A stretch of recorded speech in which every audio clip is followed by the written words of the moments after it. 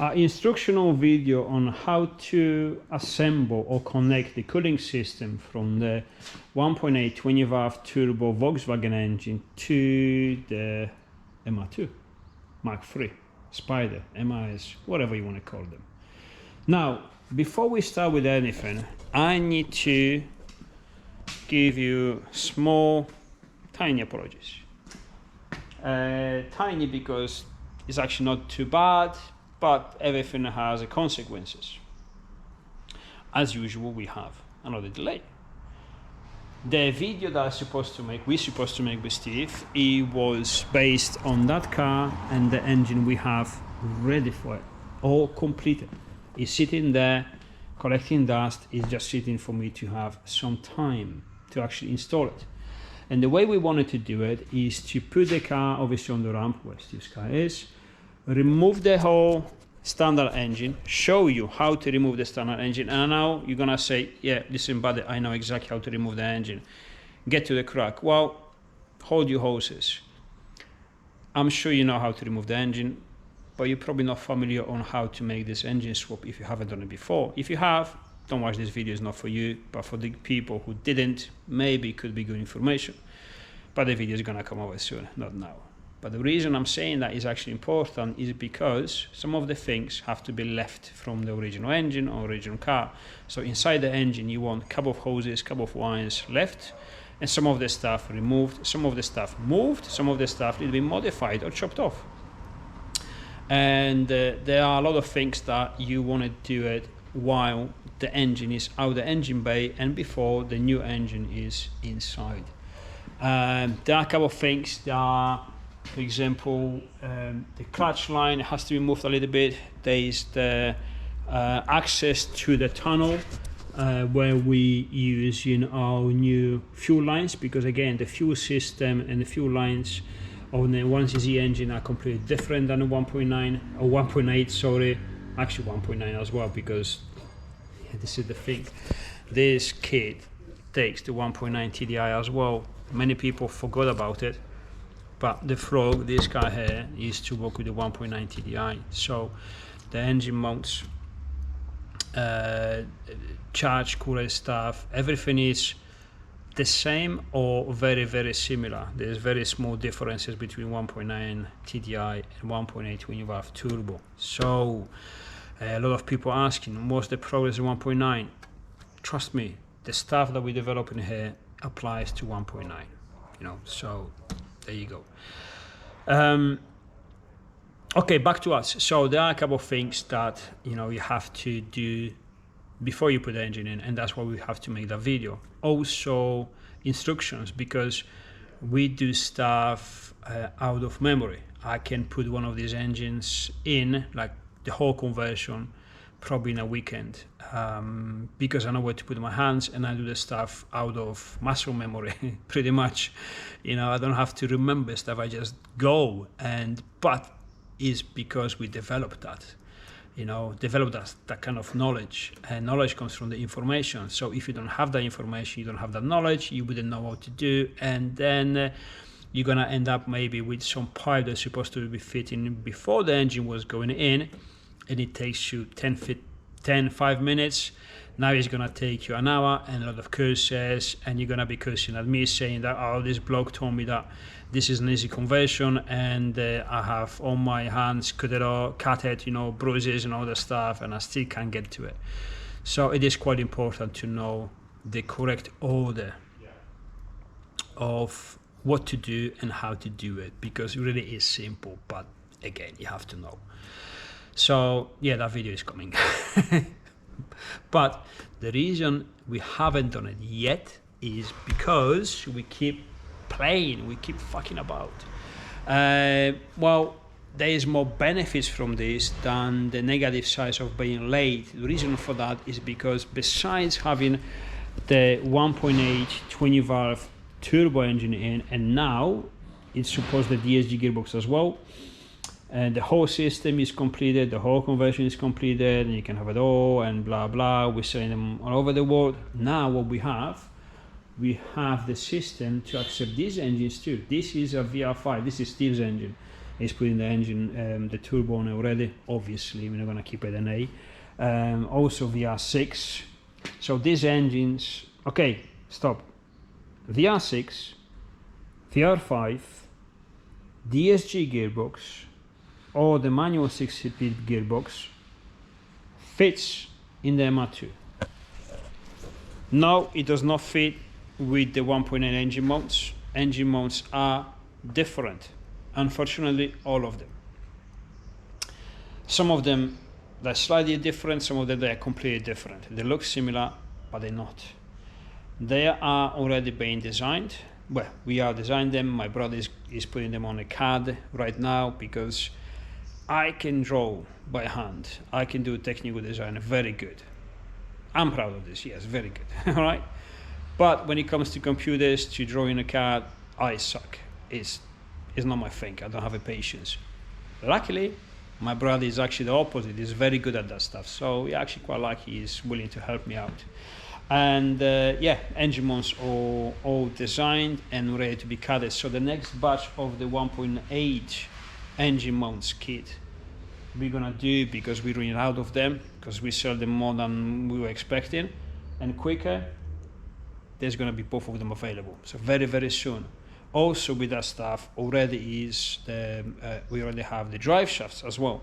So engine mounts, all of them, drive shafts, and the charge cooler setup. Not complete, so we don't have the silicone pipes to connect to the turbo. Because? Well, because VR6 or VR5 does not come with a turbo. And obviously it depends what turbo system you're gonna use. Or maybe you're not even not using a turbo system, keep it an eye, I don't know. But if you do use a turbo system, I don't know what turbo system you're gonna use. 1.8 comes with a turbo. KO4, which is the most efficient of them, which is those are the ones that push in 225 brakes from standard. We're using those turbos. I'm going to show you quickly. So this is the standard stuff. All of these engines comes with this. I can develop the piping to connect, obviously, the turbo to the charge cooler. With the VR6, VR5, I don't have the luxury, because God knows what you're going to use. So I cannot do it. However, yes, we're gonna eventually, know me, because development is still going on, blah blah. It's gonna be probably after this winter next year. We're gonna build some really nice VR6 and VR5 intake plenums, so I can probably assemble that, including the pipe to connect it to the charge cooler. But that's next year, so let's not talk about that for now. For now, we have that. And the beauty is that the charge cooler, because it's mounted independent from the engine and gearbox you're using, it stays bolted to the chassis, is used exactly the same one with the 1.8 or VR5 or VR6 engine. So that stuff is almost ready to be ordered. We can take pre-orders, but not orders, because a few weeks. So that is the reason we were being late and haven't done that video. All right, so there you go. Again, a lot of benefits, because now you have a choice of different engines. For 1.9 TDI, 1.8 twin valve turbo, which I think this is still the best option for the 1.8 for the MR2, sorry. But then if you want to go crazy, you can have VR5 turbo, VR6 turbo. And yes, the wiring loom is gonna be as ready, and we're gonna produce the wiring loom for both of those engines the same way I'm producing the wiring loom for the 1.8. So plug and play. I think that's it. So before that's gonna happen, Steve asked me to make an explanation video how to connect the cooling system for the 1.8, because we sold much more of the stuff that we were initially planning. So, and because the video is being late, blah blah, a lot of people saying, okay, where to connect this, where to connect that, and it's very simple once you know it. So let me go and show you. I'm gonna start with showing you, actually on my car, once you remove the engine, you're gonna have 3 pipes, metal pipes. Is that one there coming out the tunnel? is that one there going out the tunnel at 90 degree. That is about 45, 30 degree, 90 degree, that one. This is only the only two big ones, and there's a small one. Let me just see if the camera shows that. Yes, you see that one there? That is a small one. You don't even have to remove the rubber pad over, leave it on if you want to. Anyways, that's the one. So only 3 of them. Usually cars have 4, this one only 3. Don't get alarmed, everything is gonna be fine. Just follow me through. Okay, so these are the parts that you have to make on your own. I made them in silicone hoses because, well, it looks cool on the blue engine with the blue silicone hoses, and because it's easier to show you. However, these parts that you have to make on your own and that we don't supply yet, you have them recycled from your 1cc engine and from your Volkswagen engine. So all the stuff you have there that you can recycle, you can make this stuff. This essentially is one 90 degree and one about, I don't know, 45, 60 degree roughly. There you go. And it goes to, this goes to that pipe there. And to prove my point and to show you,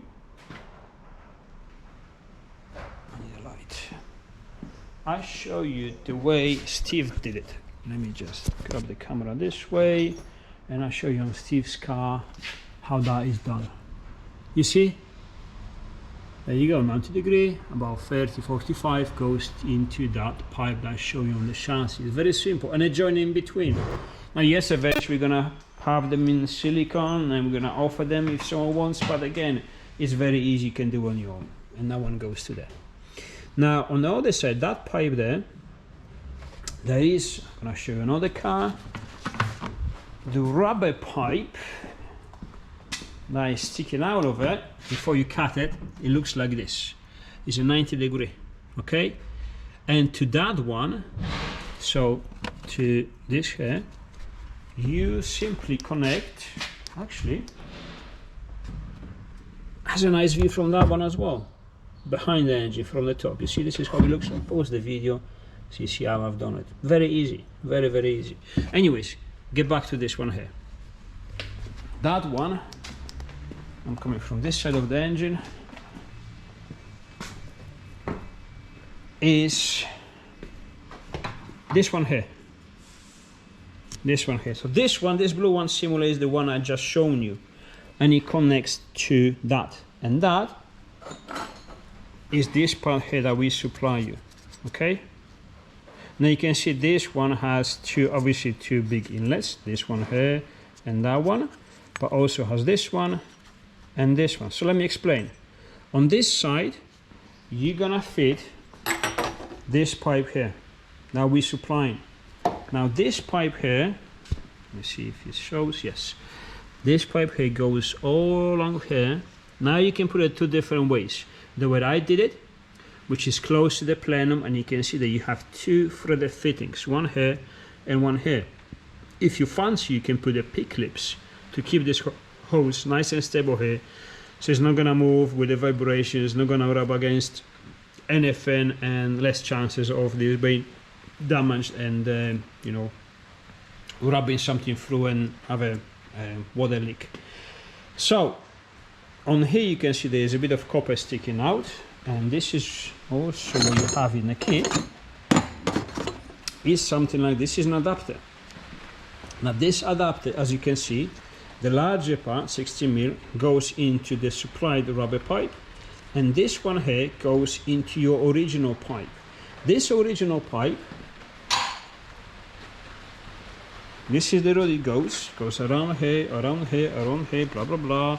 Metal pipe, metal pipe, metal pipe, metal pipe, here, and goes to the top of your turbo, because these turbo are water cooled. Now, you're either using it or not using it, it doesn't bother me, it doesn't make any changes. If you don't use it, just block it off from here.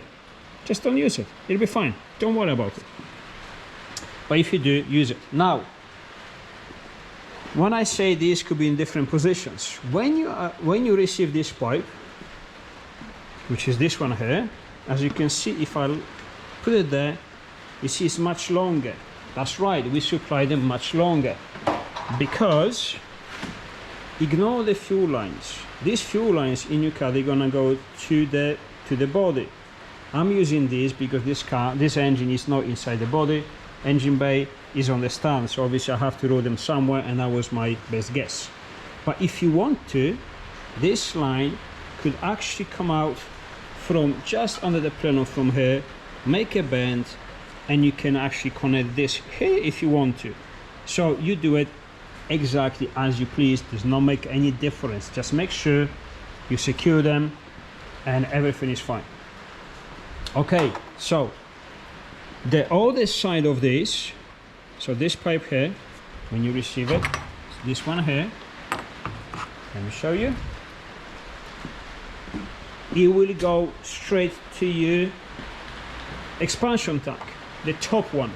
Okay, this is the bleed valve, the bleed pipe. It goes here. Usually that goes on the bottom here, goes alongside this pipe, and it will go in there. Okay, so that's covered. Next one. For the next one, you know what? I'm gonna remove this one here for a second. There you go. So I'll show you that red one there. As you can see, that red pipe is fitted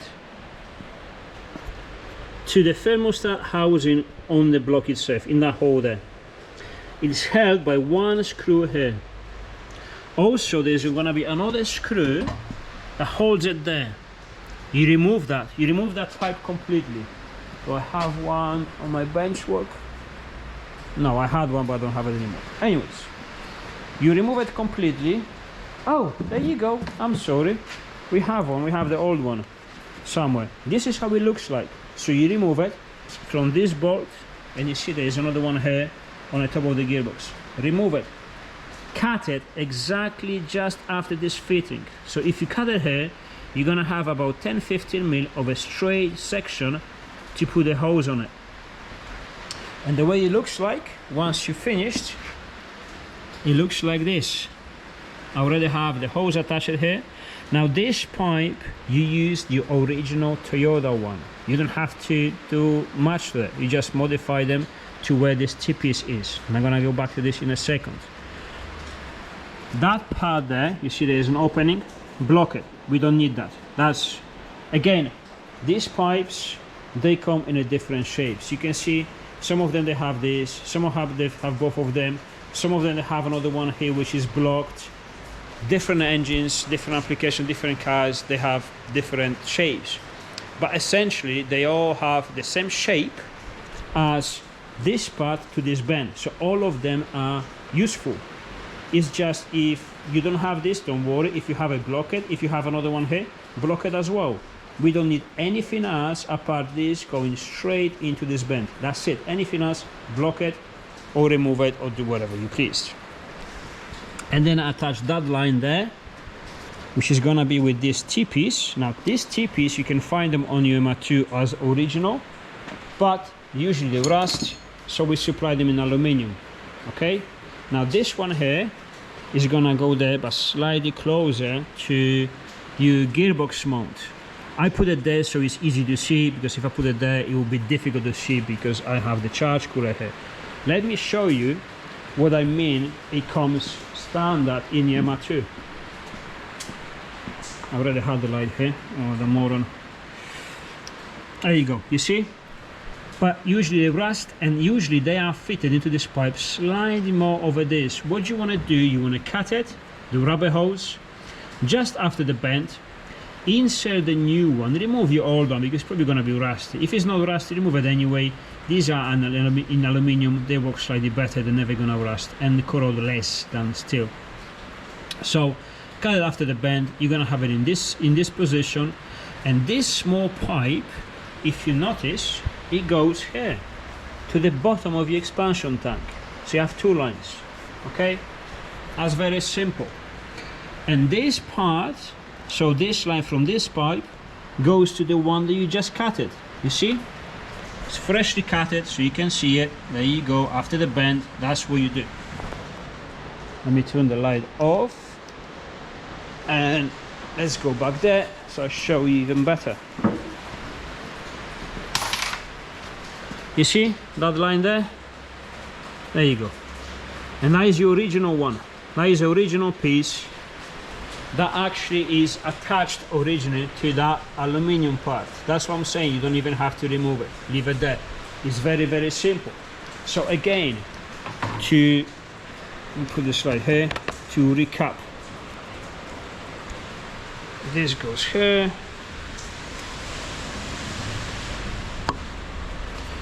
You have the big part facing that way. The small parts, the small outlet is facing towards the back of the car. That one, which is the new T-piece, is facing to the back of the car. But again, that one there is gonna be closer to the gearbox mount. Again, is only there to show you. This should be here. When you have these lines, they're gonna go above the gearbox linkage. There is a missing gearbox linkage and adapters here, but you can imagine it's all here, but it's just underneath there. If you want to secure it, put a zip tie between this and this, keep it up and stop it from flapping, so there's no risk of touching anything in movement, but usually they're all right. Okay, now that's been covered, and we're gonna go to that piece there. That piece there is this one. This is what we supplied. Okay, there's an adapter here. On this side there is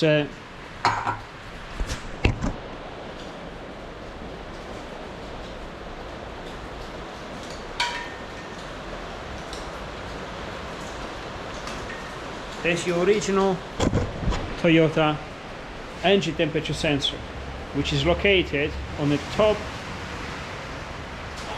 on the gearbox side of your cylinder head on your 1GZ engine. You remove it, you keep it. What you do with it, you screw it in. Once you put that in, you see this is the one, the piece that we supply. You simply screw it in, and then in the engine, in the wiring loom we're supplying, there is a plug. You simply connect that plug here, and that's all. That's simple. I think that's it. The original Volkswagen temperature sensor, as you notice, is very close to the fitting for the charge cooler. Now this fitting, when it's fitted properly in, is obviously much more inside. If you notice, it's very close, but it's only close when you're trying to put the plug in. Once you put the plug in, there is enough space. Do not be worried. If you can't fit it, there is something wrong. Remember, the charge cooler can move. You can put a plug before you put the charge cooler on. There are many ways to put it on. Do not force the stuff. Doesn't have to be. If you're forcing something, you're doing something wrong. Everything fits correctly. Remember this.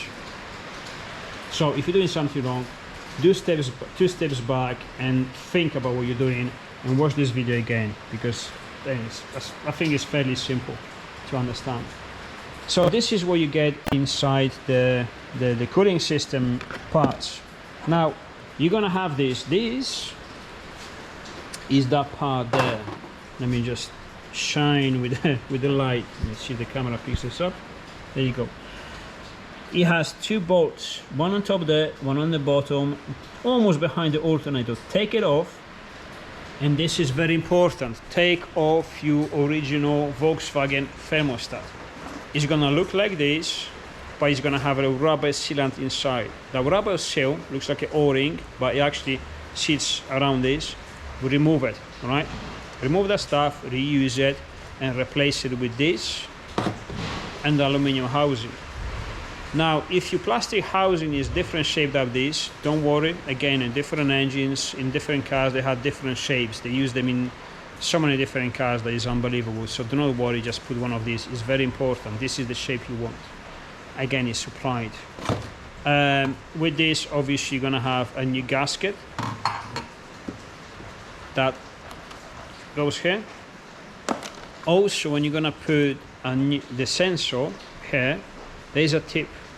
This aluminum is brittle. Many people already broke them. Be gentle with this. Don't force it. If you force it doing something wrong, it doesn't need to be forced. Sometimes when both them, because the power source they've been throwing around, they are actually squeezed and there is not enough gap here. When you don't have enough gap, don't use the plastic thing, just use a piece of wire. Wire it in, that's simple. And use the thermostat. If you don't use the thermostat, stuff is gonna overheat. Don't cry because you've done something wrong. Now, one important thing, this is a small tip. For example, let me put the camera here for a second. A bit sideways, but who cares? Rubber, metal, any metal. This is copper, you can have an aluminium, you can have a steel, who cares? This is your best friend. Use grease. Grease this around here, then push it in. This is proper stuff, this is quality. Once you put it in, it's difficult to get it out, but to push it in, it requires some force. Grease, first, is gonna give you a hand, it's gonna make this slide easier, and it's gonna help to seal any rubber stuff to any metal surface. But this not only applies to this stuff, also applies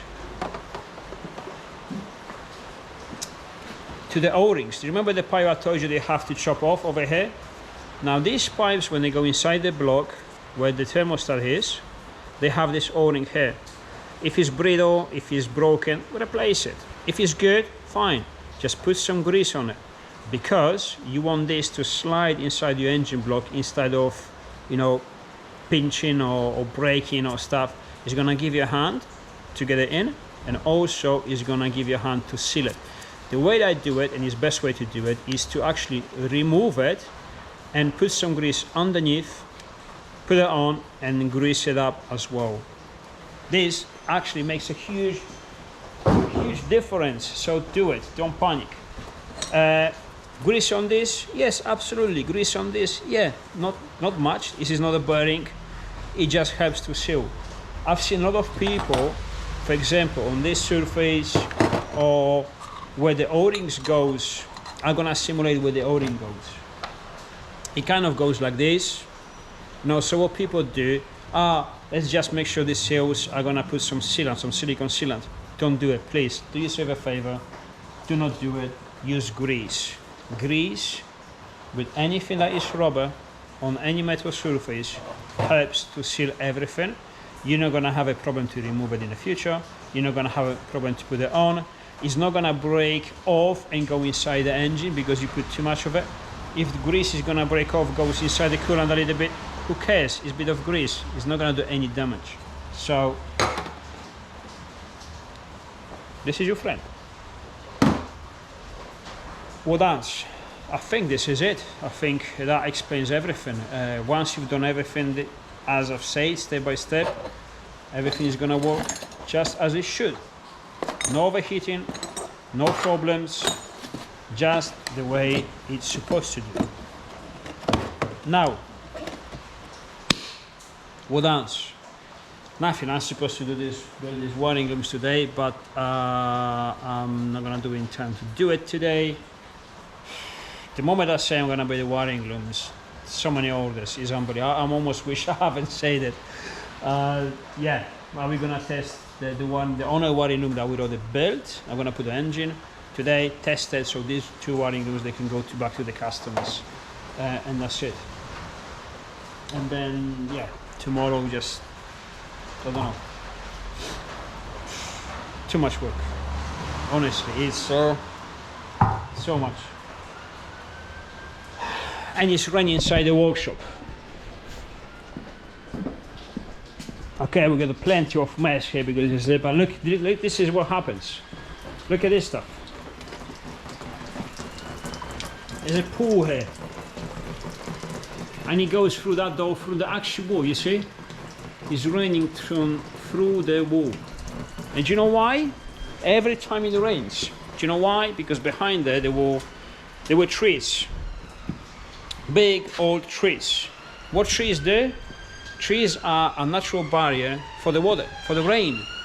Not only makes the ground softer, like a sponge, absorbs the water, roots, So trees obviously drink that water through the roots, so you're gonna absorb it. And also trees makes obviously the kind of like a roof, like a whatever, so less rain goes through. They remove that, and I say, do not remove it. If you do remove them, please make a drainage, because we're gonna have a flood inside the workshop. No, not gonna happen. There you go.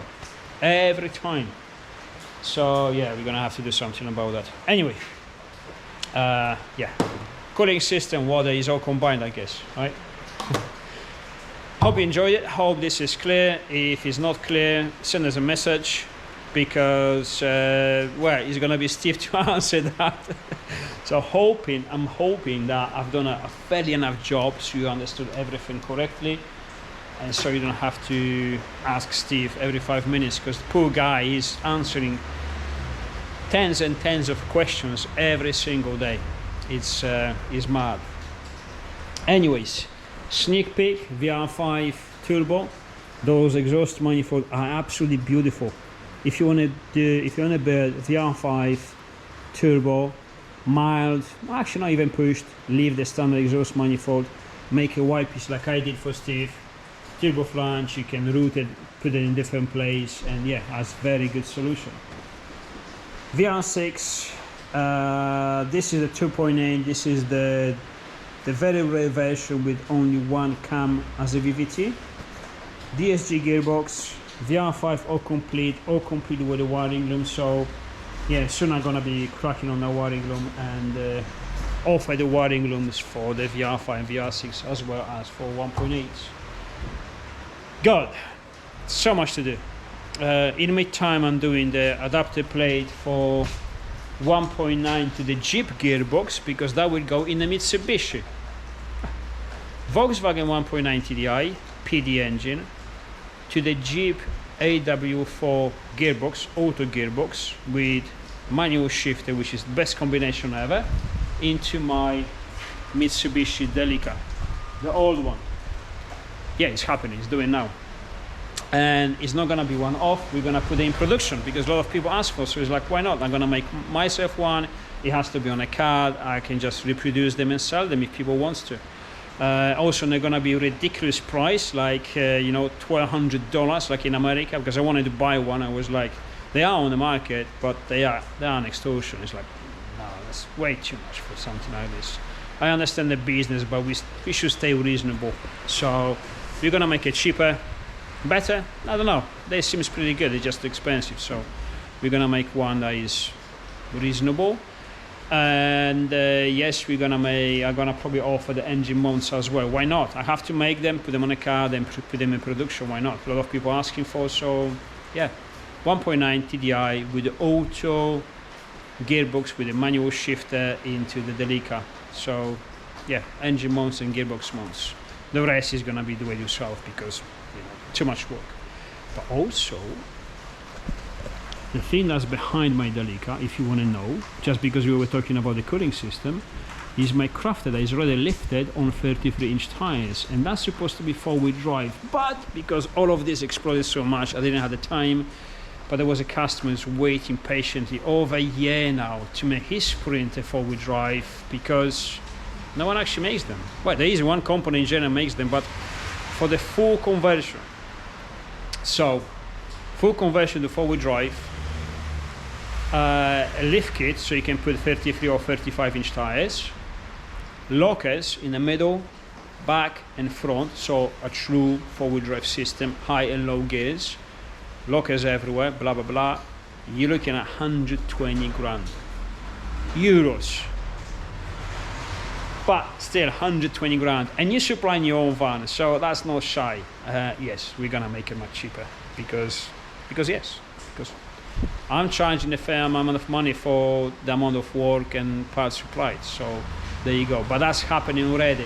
It's like, are you gonna start that? No, that's already started. I've already designed the sub-friendly suspensions last year with my brother, and so yeah, the prototype is coming down the same time we're gonna cut the engine mounts. So this winter is gonna be incredibly busy. I think this winter we're going to be more busy than the whole next season. Next season is just going to be producing parts and send them, build the stuff. But this season there's a lot of development going on, like a lot. and I'm hoping to finish it a lot. And water is coming everywhere. I'm hoping to finish it a lot as a development before the next season comes on, because then racing season starts, and I wanna race next season as well. Last season went very well. Well, if I didn't crash, I had a chance to be on the podium. Well, on the podium that was almost a guarantee. There's no guarantees in racing, but if I didn't crash by the points, I would be on the podium in the championship. Win it in my class, I don't know. Maybe there was a chance, but I crashed. I crashed twice, so I guess I wasn't good enough to win it anyway. Because hey, if you crash, then you don't only have to be fast, you also have to stop crashing. So stop moaning about it. If I didn't crash, I will be first, I will be third. No, you crashed, so you suck. You're in the 11th position in the championship, so that's bad. But I want to improve that next year, so you want to do that as well. There's a lot of stuff I want to do. I also want to travel on a bike with my wife, which I promised, and I haven't done it yet. The bike is there, also beautiful.